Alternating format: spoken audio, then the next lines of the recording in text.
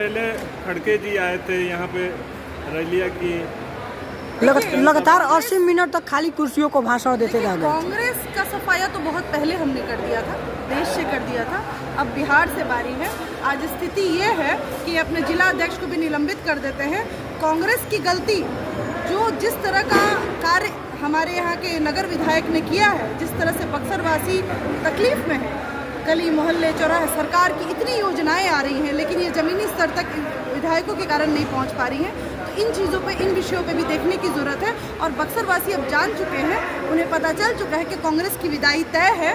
और कांग्रेस जब हमने देश में उनको हटाया तो बिहार कौन सी बड़ी बात है। बिहार का तो ऐसे ही सेना खड़ा है कांग्रेस को हटाने के लिए। और सिर्फ कांग्रेस ही नहीं, राजद की भी इस बार बहुत बुरे तरीके से हार होनी है और एनडीए की जीत। लगातार देखा जाए जिस प्रकार से तो कांग्रेस पार्टी के द्वारा बक्सर के जिला अध्यक्ष को निकासित कर दिया गया है। उनके द्वारा बतलाया गया है कि इनके ही द्वारा इस कार्यक्रम को सही तरीका से नहीं किया गया है।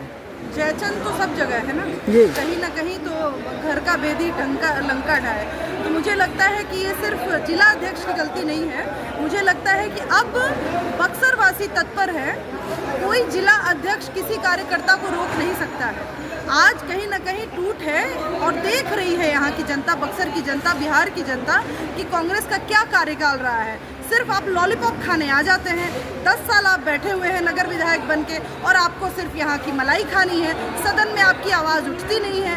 तो कहीं ना कहीं वो समय बहुत नज़दीक है। आपको दिखाएगी यहाँ की जनता, बक्सर की जनता, कि 10 साल आप जिस तरीके से शोषण हुए हैं यहाँ की जनता ने वो किया है, उसी तरीके से इस बार वो कुर्सियाँ खाली थी। तो ये बहुत बड़ी बात नहीं है। ये कुर्सियाँ, मुझे लगता है कुछ 4 लोग भी जो थे ना, वो पेड लोगों को बुलाया गया होगा। और वो 4 लोग भी, अब देखिए, जनता सनातन के साथ, आज राष्ट्र हित की बात करने वाले के साथ है। और राष्ट्र हित की बात कौन करता है और जनता की बात कौन करता है? जमीनी कार्यक्रम जो होते हैं, आप बताइए, सिर्फ कार्यक्रम, हमारी भी रैलियाँ चलती हैं लेकिन हम इतनी योजनाएं भी लाते हैं साथ साथ। हमारे आदरणीय प्रधानमंत्री जी की अनेकों योजनाएं हैं जो बक्सर बिहार में चल रही हैं और पूरे देश में चल रही हैं। तो माताओं को चूल्हा हम देंगे, माताओं को घर हम देंगे, माताओं को शिक्षा हम देंगे, माताओं को इज्जत हम देंगे, सम्मान हम देंगे। और मलाई खाएंगे कांग्रेसी और राजद, ये कभी नहीं होगी। क्या लगता है जनता अब समझ चुकी है।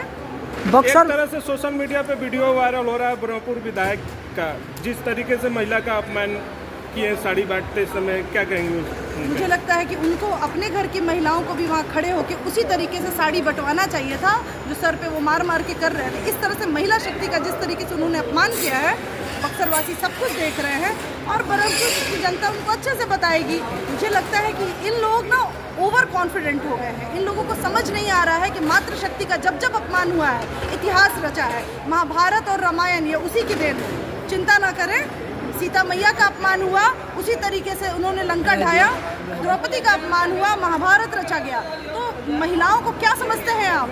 आज हमारे लिए वही महिलाएं पूजनीय हैं। आज वही जो महिलाएं उस तरह खड़े होके आपसे अगर साड़ी ले रही थी, तो मैं तो कहूँगी कि महिला शक्ति एक बार खड़ी हो जाए और सारी महिलाएं उनके मुंह पे साड़ी उस तरीके से फेंके कि इस तरह से हम साड़ी नहीं लेंगे। अगर सीखना है, सम्मान लेना है, तो आदरणीय प्रधानमंत्री जी से लीजिए, जिन्होंने अपने जो हमारे जो नॉर्मल जो लोग होते हैं ना, जो सफाई के काम करते हैं, आप बताइए, उनका भी वो चरण धोते हैं। ये है हमारे प्रधानमंत्री। सीखना चाहिए ऐसे लोगों को। देखिए, राजद की सोच अलग है। मैं तो इस विषय में बात भी नहीं करती हूँ राजद के बारे में। और ऐसे लोग जो उस गठबंधन के लोग हैं, इन लोगों का विध्वंस निश्चित है।